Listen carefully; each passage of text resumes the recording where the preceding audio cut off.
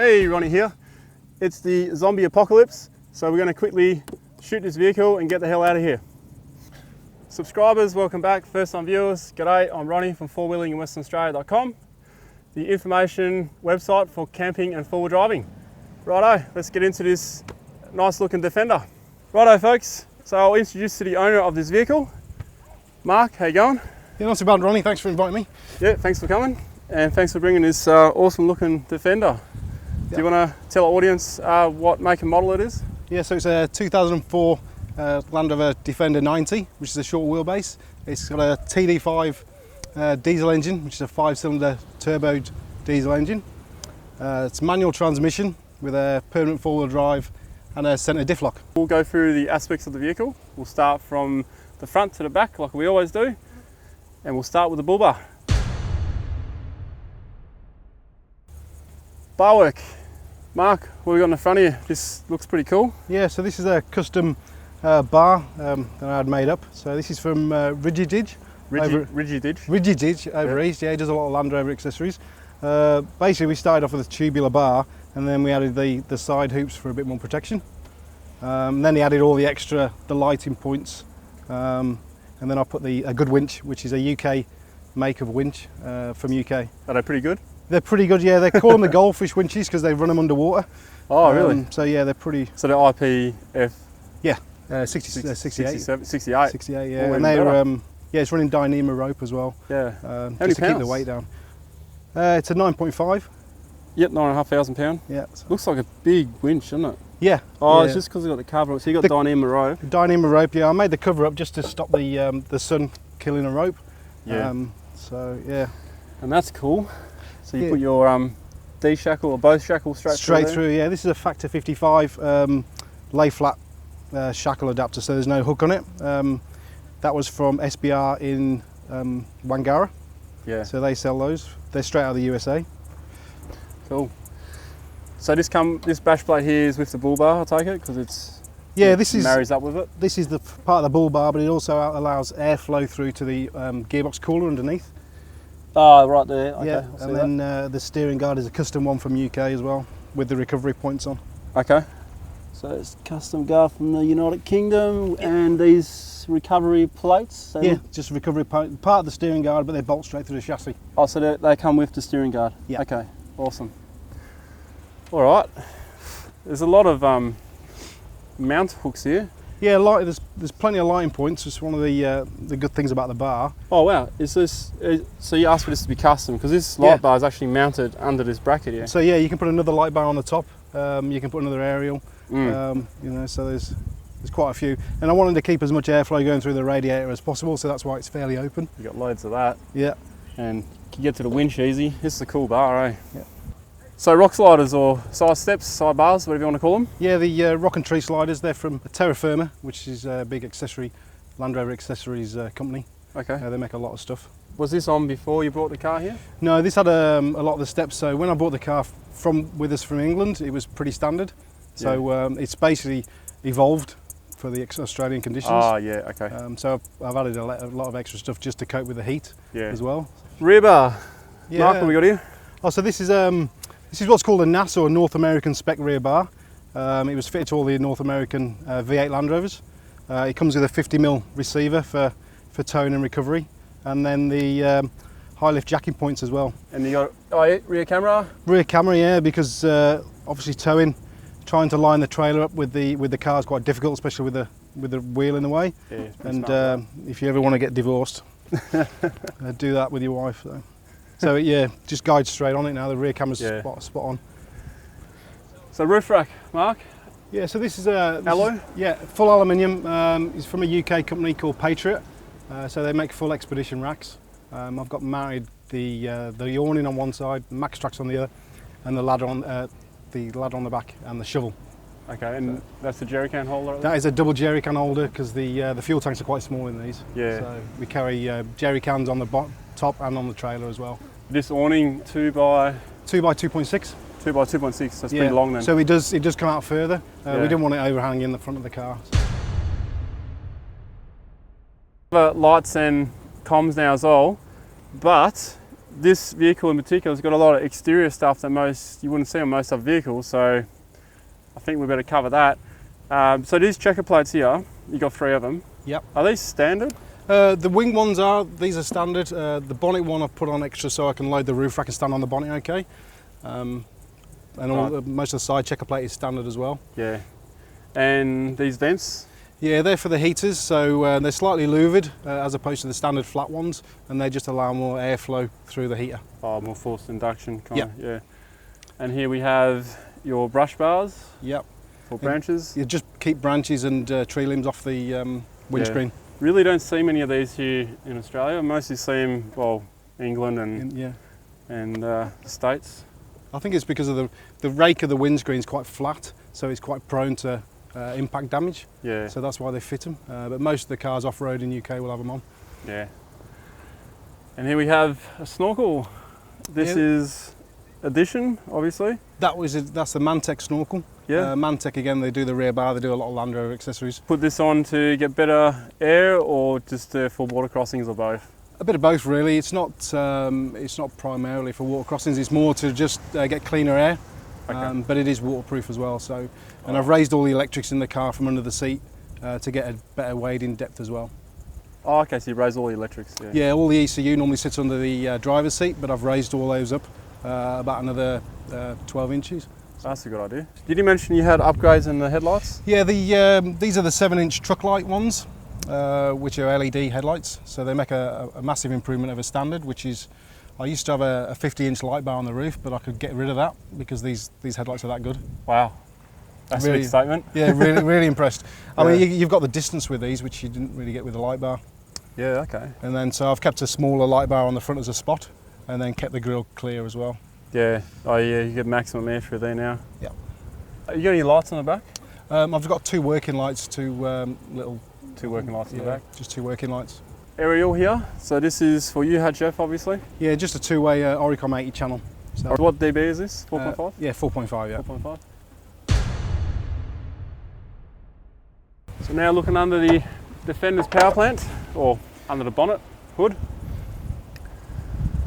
Right. They're pretty tight, aren't they? They are pretty tight, yeah. It's a big engine, a 5-cylinder turbo diesel. And I was looking for the battery, but I realised that's probably inside the cab. Yeah, so the main engine battery fits under the passenger seat. Passenger seat, yeah. Under the front, yeah. So you got a second one? Yeah, I've stuck with the arc pack. So the arc pack, I've taken one of the jump seats out the back and put an arc pack in place, so it gives us a bit more versatility. Oh, so that's for camping. In the back then? It's in the back, yeah. All right, we'll look at that when we get to there, yeah. Yeah. So what have you done to the engine? So the engine is at a stage 3 remap on the ECU, which you can do yourself. So ECU remap? ECU remap. We've upped the boost to about 20. So we could safely run about 22, but I've tried to back it off a little bit. Yeah. It's got silicon hoses all the way through. I think it's pushing out about 400 newton meters and about 200 brake at the minute. So it goes well. I remember on the way in you mentioned something about you've upgraded the radiator or something? Yeah, I've upgraded the radiator. It's 30% bigger from PWR. That's aided cooling a lot more. So that's it's just for towing, Australian really, conditions and towing? Exactly, yeah, for Australian conditions. I've also fitted a bigger intercooler to keep the exhaust gas temperatures down. Yeah. And I've also fitted an external oil cooler on the gearbox. And the one we looked at underneath. And there's a transfer box one as well. And your intercooler's front mounted, obviously? It's front mounted, yeah, straight behind the air conditioning condenser. Yeah. Tyres and lift, Mark. We'll start with your tyres. Yeah, so these are Kumo Road Venture tyres. They're pretty quiet, all terrains. Kumo Road Venture. Yeah, Road Venture, yeah. So I didn't want to go full muddies because the Defender's not the best for soundproofing, so very noisy. And I think these are a good compromise, and they're really good on the sound as well. Yeah, I've never seen these before. Oh, they're very soft, aren't they? Yeah. Soft compound. Yeah, I've had friends run them, and they get some decent mileage out of them as well. Yeah. But the good thing is, because the car's so light, you can air down, and they actually do bag out. Some of the tyres I've had in the past haven't. Yeah. Yeah, with muddies, you definitely got to go a lot lower. Yeah. I mean, yeah. What size are they? So these are 285s. 285 75 R16s. Yeah. Oh, yeah. So 16-inch standard wheels. So 33-inch. Yeah. Tyres. And the rims are your stock boost alloys, yeah. Alloys. which I'll be upgrading to steels. To steels, yeah? Yeah. Any reason? I just think they're more robust. Yeah. And with Fixable. steels as well, you can repair them if you need to. Yeah. The suspension is a 2-inch Bilstein. Bilstein? Bilstein shocks all round and Bilstein steering damper. It's got QT arms on the front for caster correction because you lost a lot of the self-centering even on a 2-inch lift. The steering felt vague. Yeah, right. So I did the caster correction on the front. Is that just for the short wheelbase that happens? I think it varies from Land Rover to Land Rover really, but I didn't like the way the steering felt, so I did a caster correction on the front with the QT arms, and I did heavy duty beer mark arms on the back as well. Okay. So you got 2.5 front, 2.5 rear. Yep.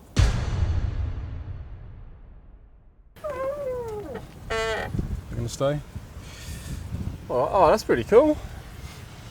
Yeah, I've never seen the back of one of these. Yeah. So this originally came with 6 seats in it. So you had one in the middle, that box wasn't there, and then you had the 4 jump seats. That's cool. So yeah, not bad for a car that's shorter than a Mazda 2. So you actually got a fair bit of room in here. Yeah. But the long wheel, ideally, because I carry the kids, I can't have any drawers or fridges or anything in the back. So yeah. I've got 2 kids that go in there, but I've got like a little fridge that goes in there when we go away. But you're quite restricted on space with the. The kids love sitting sideways? Oh yeah, yeah. We've gone miles in it, like all the way to Denham and that. No problems at all. Yeah. That would be pretty cool, eh? Yeah. Like a long train ride. Yeah, they're all right as long as they've got something to watch. So there's your second battery. Yeah, that's one of the bigger out packs. Out packs. So what do you do for food and drinks?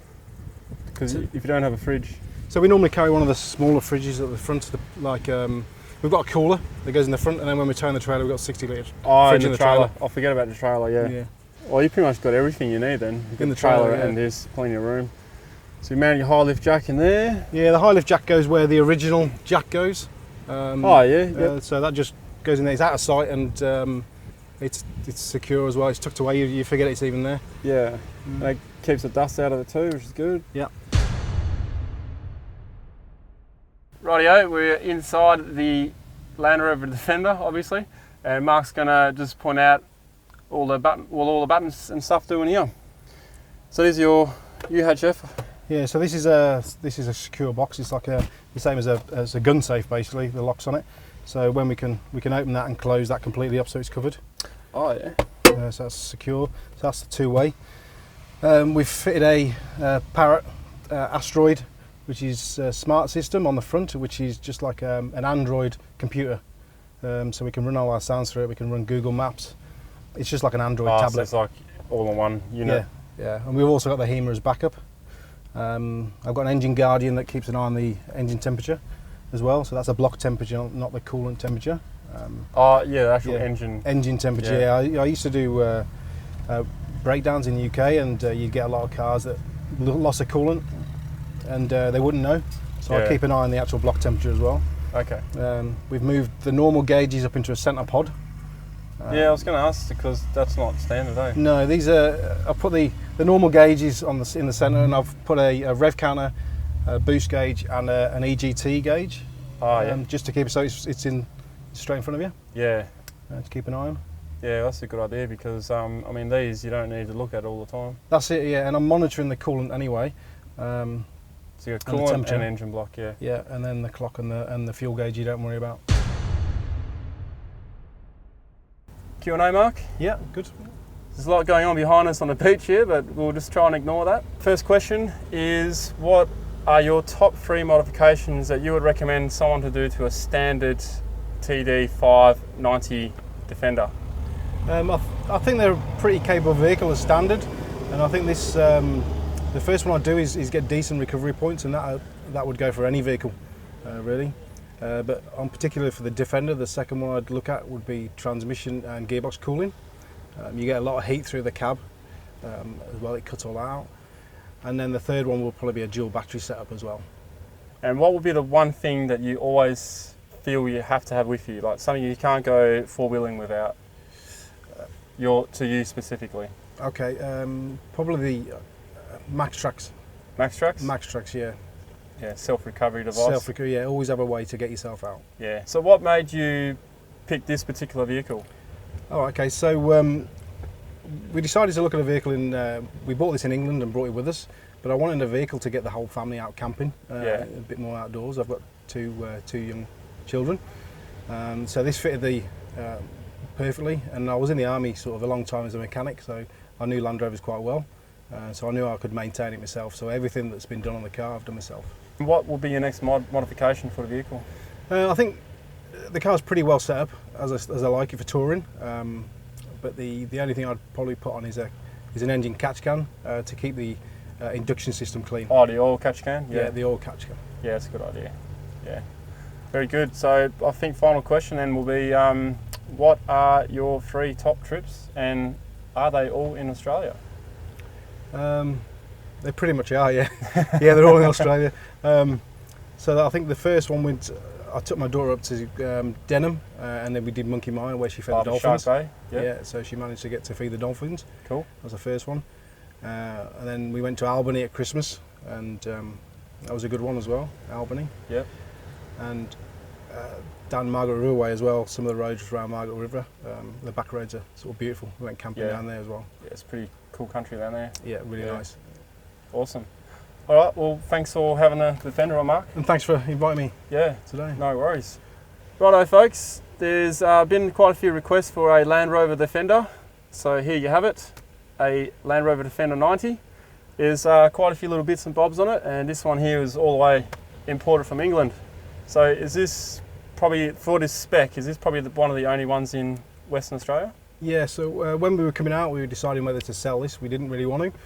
And we saw what was available, and we knew this one wasn't sold with all the seats in the back and the spec that it's got on it with the air conditioning, the electric bits and bobs on it as well. So that's what prompted you to send it here. Exactly, yeah. And we kind of Defenders you get attached to. They become part of the family. Okay. Thanks for watching. You can subscribe right here, and take care in the tracks and trails, and we'll catch you in another video.